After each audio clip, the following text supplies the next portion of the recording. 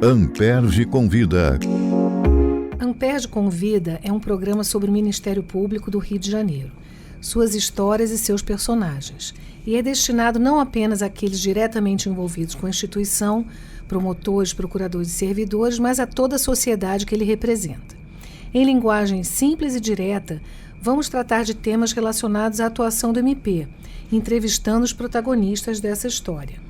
Eu sou Heloísa Carpena e convido vocês a acompanhar esse podcast semanalmente nos tocadores e no dial da Rádio Roquete Pinto. Nesse episódio, vamos falar sobre um tema do momento: a responsabilidade das plataformas digitais por crimes praticados dentro e fora do ambiente virtual. Crimes que não teriam ocorrido sem a utilização dessas ferramentas. As chamadas Big Techs são o grande fenômeno do nosso tempo. Transformaram completamente a forma como buscamos informações, como compramos, pesquisamos, estudamos e nos relacionamos.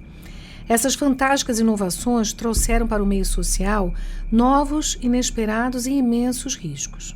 A probabilidade de ocorrência de danos morais e materiais igualmente aumentou, a exigir das instituições a resposta adequada, e o MP é uma delas.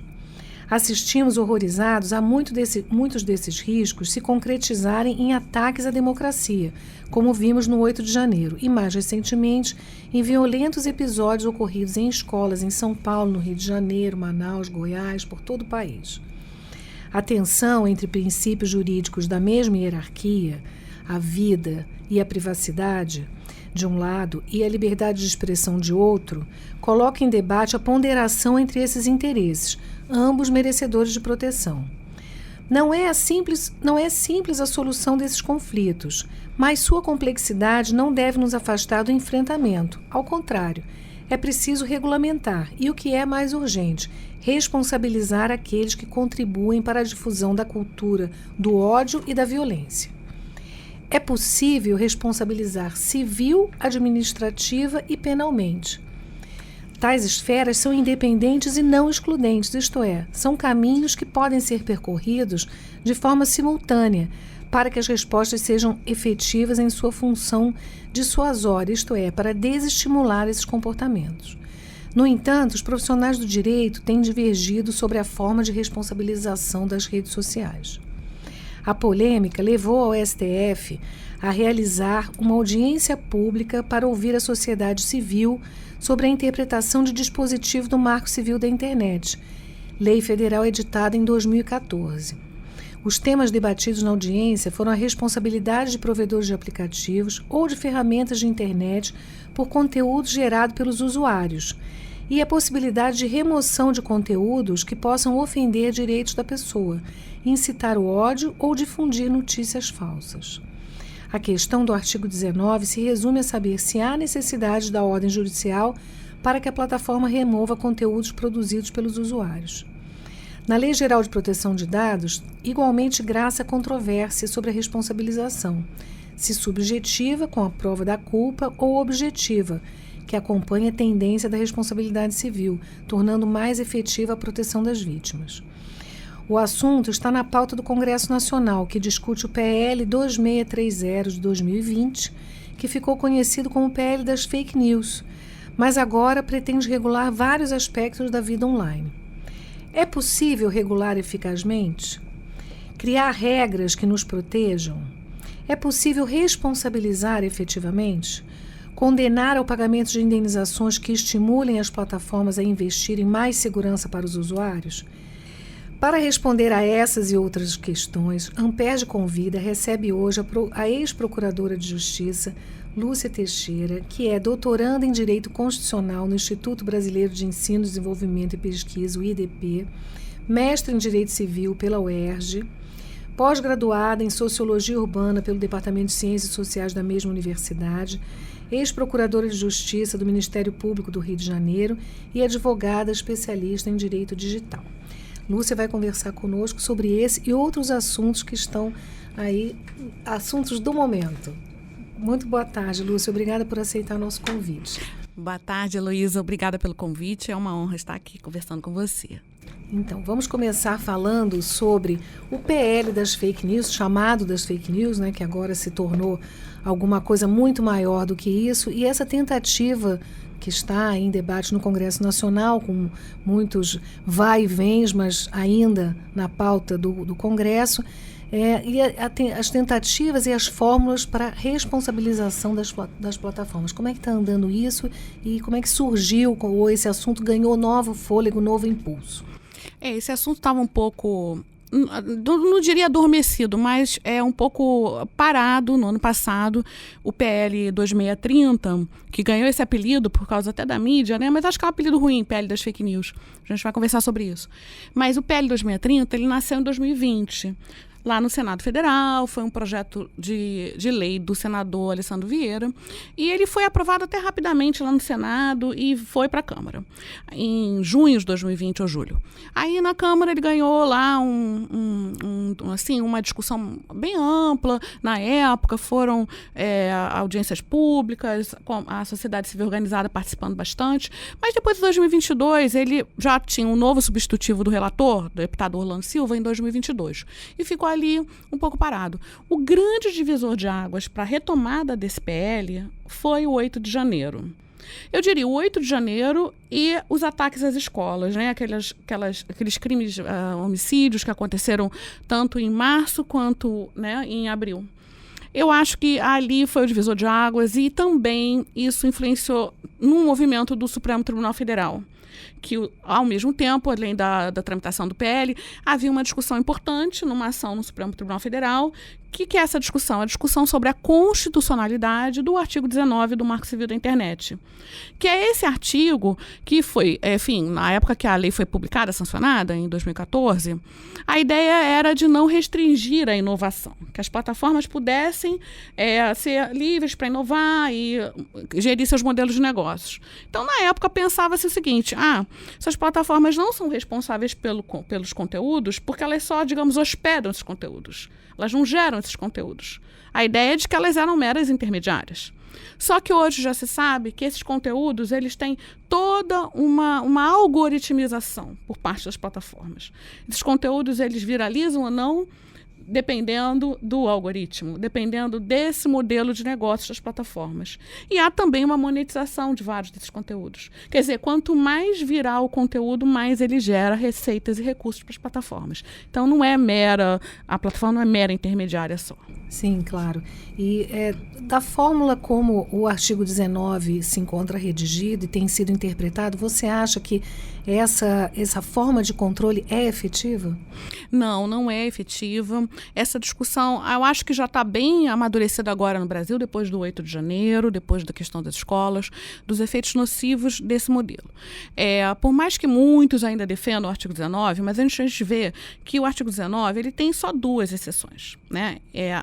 É um artigo que não responsabiliza as plataformas por esse conteúdo que está sendo disseminado, e só em 2 casos, né, que são aqueles casos lá de direitos autorais e tipo aquele que a gente chama de porn revenge, nudez, porn revenge, e o STJ também já incluiu pedofilia em relação a crianças. Bom, fora desses casos, a plataforma só seria responsável quando recebesse uma ordem judicial e não cumprisse. Bom, qualquer um é responsável se receber uma ordem judicial e não cumprir, e se não cumprir. Então, não há nenhuma, né, nenhuma vantagem nisso. Então, hoje já se discute muito que esse modelo, atualmente, ele não é mais eficaz para o sistema que nós temos hoje informacional, para o fluxo informacional e o que as plataformas promovem em termos de disseminação, de os conteúdos. Uns são disseminados, outros não são. Quer dizer, na verdade, o que se fala muito desse projeto hoje, que é um erro, é que é um projeto que promove censura. Está tendo esse debate no Congresso, na sociedade. Não, esse projeto não visa a promover censura. A censura, aliás, já existe por parte das próprias plataformas, quando elas criam suas regras e censuram ou derrubam conteúdos que às vezes as pessoas não sabem nem os motivos, né? Sim, sem nenhuma transparência. Né? O projeto busca essa transparência. E eu falo que esse nome de fake news também não é muito bom, porque na realidade o projeto está muito focado agora, essa última versão, né, que deve ser votada em algumas semanas, está muito focado em 7 conteúdos nocivos que devem ser removidos pelas plataformas, né? Com a implementação desse dever de cuidado, que é um dever que já existia no direito brasileiro, né? Mas, enfim, agora para a área digital. O que seriam esses 7 conteúdos? Conteúdos graves, ilegais, infrações penais. São essas 7 infrações que foram, basicamente é unânime que essas infrações são gravíssimas e tem que ter um dever maior das plataformas em relação à sua remoção, né? Então, são crimes contra o Estado Democrático de Direito, atos de terrorismo e preparatórios de terrorismo, crimes de induzimento, de auxílio ao suicídio, sabe aqueles crimes que a gente vê muito em plataformas online. Agora teve a denúncia do Fantástico, né, da plataforma Discord, em que eles se aliam, né, não só os adultos, quanto também adolescentes, praticam, né, atos infracionais, nesse caso, o adolescente, induzindo outros ao suicídio ou à automutilação. É muito grave isso. Crimes também contra crianças e adolescentes, que são tipificados no ECA, crimes de racismo, crimes de violência contra a mulher e também crimes que seriam de infração sanitária, por não executar, dificultar, opor-se à execução de medidas sanitárias em situações de emergência de saúde pública, e o que a gente viu muito recentemente. Nas campanhas anti-vacina. Mas nesses casos em que há esses previstos expressamente aí no projeto de lei, a plataforma seria obrigada a remover o conteúdo independentemente de ordem judicial? Sim, independentemente de ordem judicial. Ela sendo notificada, tendo ciência do conteúdo, ela seria obrigada a removê-lo. É claro que tem todo um aspecto procedimental, né? A lei prevê, acho que ainda tem que aperfeiçoar um pouco isso, em relação a esse passo a passo. Mas o dever de cuidado dela é esse. Por exemplo, hoje já se sabe que existem verdadeiros hubs de produção de conteúdos ilícitos, de URLs de coisas absurdas por aí, plataformas até pequenas. E aí isso inunda, às vezes, uma plataforma grande, como o Twitter. Então, o Twitter, não é para falar mal do Twitter, mas antes da compra do Twitter pelo Elon Musk, ele tinha todo um esforço de remover esses conteúdos, tinha uma série de equipes trabalhando com isso, também de comunicação com o público, com a imprensa.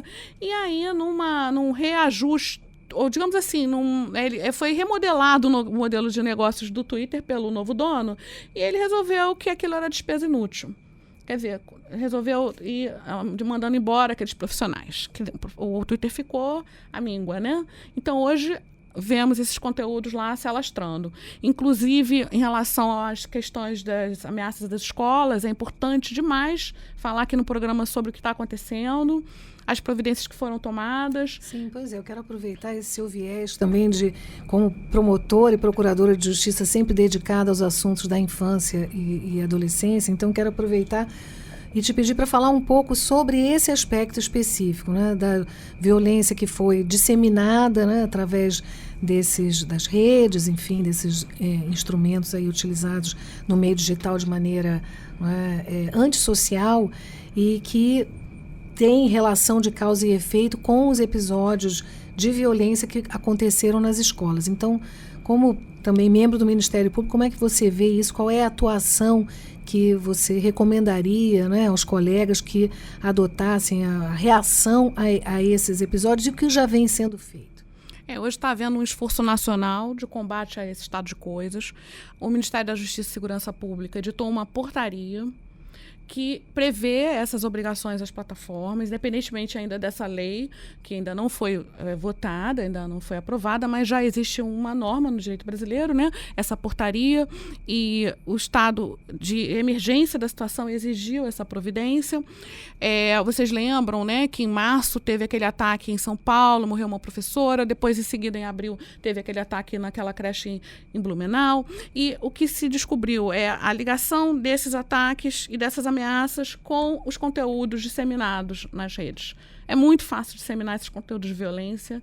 Infelizmente, estava assim, as redes inundadas, várias redes inundadas desses conteúdos, e já há um protocolo, como tem também em situações de suicídio, em que você não deve reproduzir certas imagens, nomes, porque às vezes esses agentes querem fama.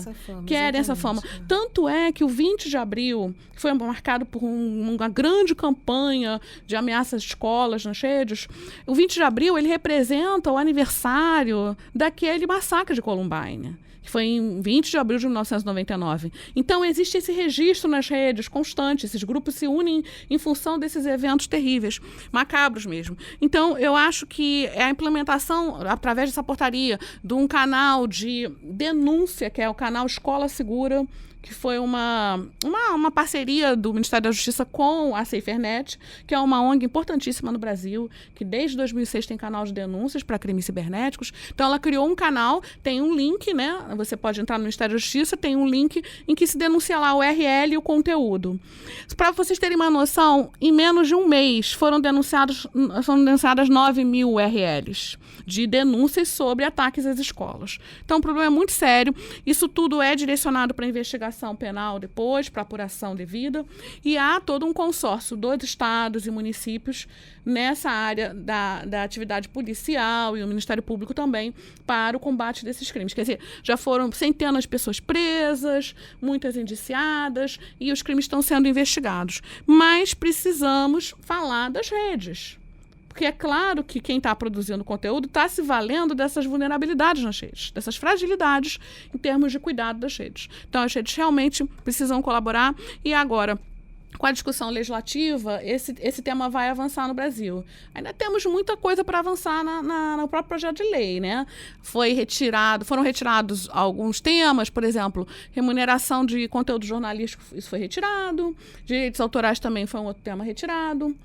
Uma coisa que nos preocupa muito é que retiraram a parte da entidade supervisora, que seria assim, um sistema de autorregulação regulada.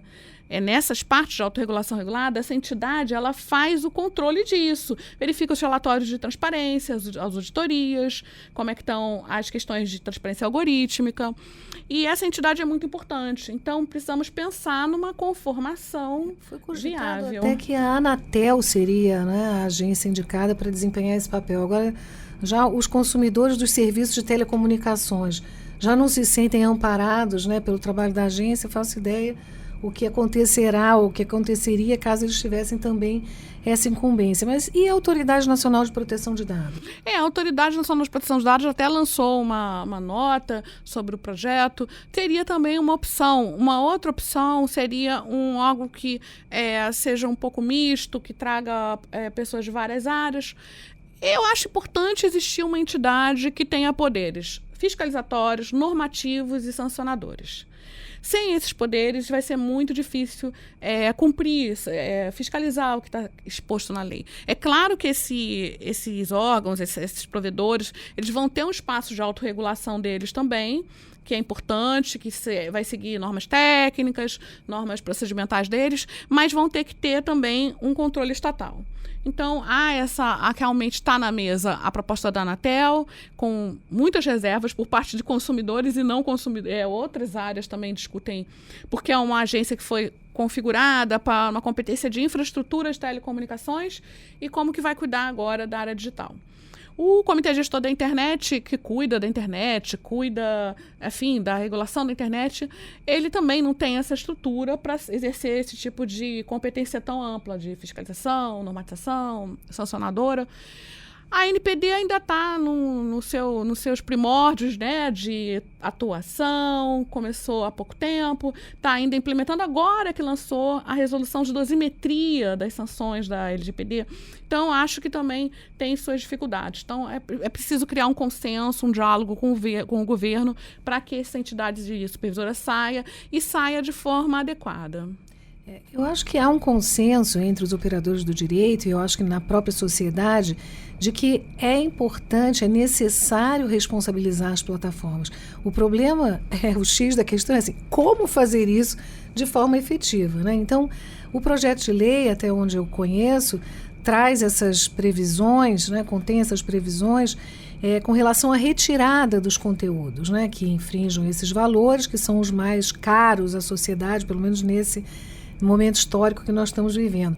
Mas é importante também, na minha opinião, eu quero te ouvir sobre isso, a responsabilização civil, quer dizer, uma vez consumado o dano, né, À luz de que dispositivos da lei existente ou de lei ferenda, como falamos aqui no nosso jargão, para o que ainda vai ser aprovado, a lei que ainda virá, o que é possível fazer? Quer dizer, hoje, uma outra polêmica que existe no direito digital é se essa responsabilidade seria objetiva, com dispensa da prova da culpa, ou subjetiva, como muitos defendem, mediante a culpa provada. Então, eu queria saber o que você pensa sobre isso. Eu acho que esse é o ponto mais polêmico para mim hoje, que eu participo de alguns debates e vejo que há uma divisão enorme sobre essa questão. Muitos estão defendendo a responsabilidade subjetiva nesse campo digital. Você que tem décadas de direito do consumidor, defesa do consumidor, sabe o quanto é problemático isso.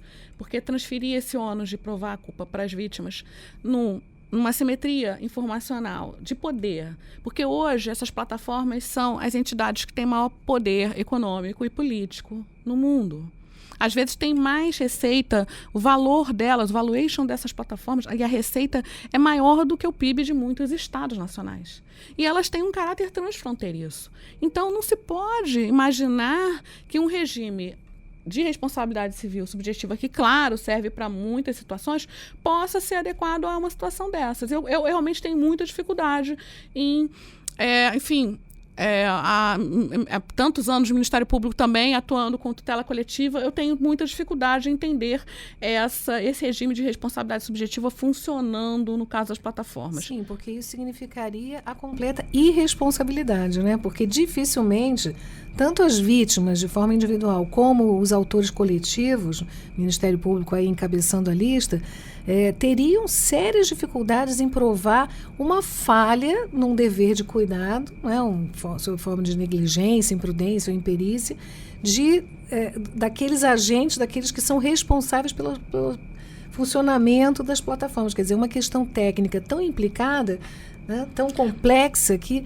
dificilmente essa culpa viria a ser provada. Então, eu acho que nós estamos concordando aqui que exatamente. Se for subjetiva, se concluir que é subjetiva a responsabilidade, isso levará a um malogro de todas as tentativas de responsabilização civil das plataformas. E eu ainda digo mais, Elô, a evolução do nosso direito, e um direito tão prestigiado, elogiado, defesa do consumidor, todas as nossas normas de tutela coletiva. Basta lembrar que quando aconteceu o caso do Dieselgate na Alemanha, que foi aquela tremenda fraude dos carros da Volkswagen, eram milhões de consumidores lesados na Europa, no Brasil, nos Estados Unidos e na própria Alemanha. E eles não tinham uma legislação própria de tutela coletiva na época. Depois fizeram a lei. Quer dizer, nós temos há décadas, desde 95 a nossa lei, 85 a nossa lei. Nós temos a Lei de Ação Civil Pública, nós temos o CDC, nós temos, leis ambientais. Então, eu acho que até diante do nosso histórico, do histórico do nosso próprio ordenamento jurídico, das conquistas que nós temos, o dever de cuidado no direito civil se aplica a diversas áreas, onde você tem vulnerabilidades e assimetrias, você tem justificativas para aplicar o dever de cuidado. E é aplicado pela jurisprudência, pela doutrina. A boa-fé objetiva, que pauta... Por exemplo, alguém lança um negócio, um modelo de negócio ou uma empresa no mercado, essa pessoa tem que cuidar do quê? Das suas externalidades negativas do seu modelo. Cuidar para que aquilo seja mitigado e resolvido. Então, não se pode imaginar um modelo de responsabilidade subjetiva nesse mundo digital que opera dessa forma. É a minha opinião. Eu sei que existem outras opiniões muito respeitáveis, mas como membro do Ministério Público, que tantos anos atuei como você, eu tenho essa visão. Eu penso que a tendência hoje na responsabilidade civil é no sentido da objetivação, de colocar o foco, a preocupação não sobre a conduta do ofensor, mas sim sobre a reparação da vítima. E se nós partirmos para um entendimento, ou consolidarmos, melhor dizendo, um entendimento de que é subjetiva a responsabilidade, isso ficará sem reparação. Mas ainda nessa toada, eu queria te perguntar mais uma coisa nesse sentido. Você acha que o que virá a funcionar é a responsabilidade coletiva, quer dizer, os mecanismos coletivos de responsabilização, como ação civil pública e termos de compromisso de ajustamento, que também são uma solução já utilizada, inclusive pela Senacom, em casos conhecidos aí dos estudiosos do direito digital, casos de vazamentos de dados. Então, por onde passa a solução? Individual ou coletivamente? Olha, hoje com os meus estudos e as minhas pesquisas, eu cada vez mais penso na coletivização desses direitos, na defesa de forma coletiva. Cada vez mais esses agentes que trabalham com a defesa coletiva devem se tornar cada vez mais importantes, se aperfeiçoar nessas matérias, criar grupos especializados, como fizemos no consumidor, no meio ambiente. Então, na área digital, já temos muitas atuações nesse sentido, o próprio Ministério Público do Rio de Janeiro e o Ministério Público Federal. Agora, teve uma situação envolvendo o Google, que o Ministério Público Federal já enviou uma requisição de informações para a Big Tech. Então, realmente é o caminho. Eu acho que precisamos discutir isso, responsabilidade objetiva, tutela coletiva, e não deixar esses indivíduos que serão vítimas ou são vítimas hoje sozinhos, né? Nós estamos falando de conteúdos na lei extremamente graves. Nós não estamos falando de uma pessoa, falou uma besteira de mim na rede social, falou que eu estou com uma roupa feia. Não é disso que a gente está falando. Não é de uma fofoca. São conteúdos graves elencados na lei que devem ser realmente objetos de retirada, de cuidado e de responsabilização. Então, e claro, temos a responsabilização também de quem produziu o conteúdo. Quem produziu o conteúdo responde, mas a rede, se não fizer nada, também tem que responder. E eu acho que responder de forma subjetiva, você tem na responsabilidade objetiva excludentes. Então, pode acontecer até uma excludente qualquer ali na situação. Mas dizer que a responsabilidade é subjetiva, acredito que seja um retrocesso. Sim, e essas excludentes têm que ser provadas pelo ofensor, né? Claro. Então, o ônus da prova seria das plataformas e não... Elas podem trazer a prova vítimas. Dessas excludentes. Claro. Olha, aconteceu isso, a culpa foi só da vítima, exclusiva da vítima, o fato da vítima. Ou houve uma situação de força maior, ou caso fortuito, não o fortuito interno, o externo. Então, pensando também nessa construção que nós já temos no Brasil, eu acho que a gente não está longe de resolver isso, pensando na construção que a gente tem, mas tem que haver esse debate. Realmente o debate eu acho que ainda está um pouco prejudicado sobre responsabilização, precisa aperfeiçoar, mas acho que já temos até elementos na lei, no CDC, os princípios de direito que aplicamos para conduzir bem esse debate no sentido de uma responsabilização objetiva. Mas, enfim, isso é bem polêmico ainda, Elô, mas vamos ver.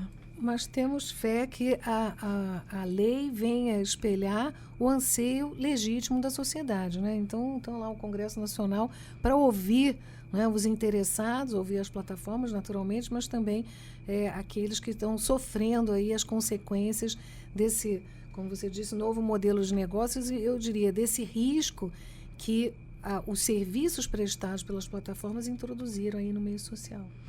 Na verdade, você tem hoje outros fatores de risco, até fatores que, por exemplo, cada dia que eu estudo mais e participo dos debates, eu fico sabendo de novas coisas. Hoje, como eu disse, essa ideia de que nós vamos trazer grandes plataformas, eles têm um número de 10 milhões, que seria o número para atribuir 10 milhões de usuários. 10 milhões de usuários. Atribuir um conjunto maior de responsabilidades. Nós já defendemos que haja um standard mínimo de responsabilidades, mesmo para as plataformas pequenas, porque senão as pessoas vão fugir para essas pequenas para produzir e disseminar esses conteúdos nocivos, ilegais, né? Há sempre uma forma de se desvirtuar o sistema. Então, se essas plataformas pequenas também não tiverem um conteúdo mínimo, não estou falando um conteúdo total de responsabilidade, mas pelo menos um mínimo, porque também algumas não vão ter condições de cumprir aqueles conteúdos mais severos. Mas os mínimos têm que ser cumpridos por qualquer plataforma. Senão você cria uma série de pequenos nichos para disseminar conteúdos negativos. E esses conteúdos são disseminados numa velocidade absurda. É uma aceleração do tempo que a gente vive hoje. E nós não podemos mais viver nessa situação. Então, eu acho importante ter esse standard de obrigações mínimas, que todas saibam que estou lançando um negócio no mercado, uma rede, uma plataforma, enfim. Eu preciso cumprir isso. Isso tem que ficar claro para qualquer agente econômico. Isso é muito importante. Muito bem. Então, Lúcia, eu te agradeço muito a participação. Tenho certeza que os nossos ouvintes ficaram, como eu, mais ilustrados sobre esse tema tão importante, tão atual né, que é a responsabilização civil das plataformas. Muito obrigada. Obrigada, Elô, pelo convite. Amperge convida.